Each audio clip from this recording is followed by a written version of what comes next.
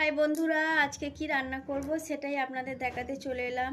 কি বলুন তো, এই গরমেতে বেশি তেল মশলা আর রিচ জিনিস না খাওয়াই ভালো, তো নিজেদেরই শরীর খারাপ করবে।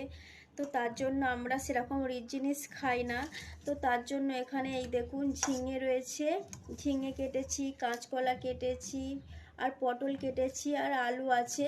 তো এই কাঁচা লঙ্কা দিয়ে এগুলোকে আমি সাদা আদা জিরে বাটা দিয়ে পাতলা ঝোল করব। তো এইটা খেলে পেটটাও ঠান্ডা থাকবে, শরীরও ভালো থাকবে। তাই বেশি গরমেতে তেল মশলা ঝাল না খাওয়াই ভালো, তাই না? তো ভিডিওটি আর আপনাদের এই পাতলা ঝোল কেমন লাগে অবশ্যই কিন্তু জানাবেন।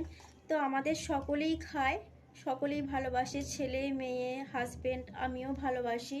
তো এতে গাঁদাল পাতা দিলে অনেকটা আরও মানে স্বাদটা অন্যরকম হয়। তো গাঁদাল পাতা তুলতে যাব বেলাতে, তখন এই আনাজটা কেটে ধুয়ে রাখবো। তো জলও নিয়ে এসে রেখে দিয়েছি, এই তো বালতিতে আছে দেখতেই পাচ্ছেন। এটা ধুয়ে রেখে দেবো, রেখে জল তুলবো, অনেক কাজ রয়েছে। তো আজকে মেয়েকে স্কুলে নিয়ে যাব না, তার কারণ হলো আজকে অনেকগুলোই কাজ রয়েছে। সকালে মেয়েকে নিয়ে গিয়ে স্কুলে বসে থাকতে হয় 1 ঘন্টা ধরে। ওখানে নিয়ে গিয়ে বসে থাকলে তো আমার এখানের কাজগুলো হয়ে ওঠে না। তো তার কারণে আজকে শনিবার যেহেতু স্কুলে নিয়ে যাব না, তো আজকে ঘরের কিছু কাজ আছে সেরে নেব। তো এইগুলো আনাজগুলো ধুয়ে রেখে দিই, এবার মশলা বাটতে হবে। তো মশলা বাটা হয়নি, তো কাজকর্মগুলোকে একটু সেরে নিয়ে তারপরে রান্না বসাবো। তো বন্ধুরা, আপনারা কি আমার মতো পাতলা এই ঝিঙে পটল এইসব দিয়ে ভালোবাসেন খেতে? তো ভালোবাসলে একটু অবশ্যই লাইক কমেন্ট করে জানাবেন।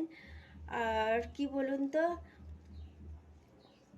আজকে আমার ঘাড়টায় এত লেগেছে, আমি সেই জন্য কথাটা ঠিক করে বলতে পারছি না, মানে এত লাগছে।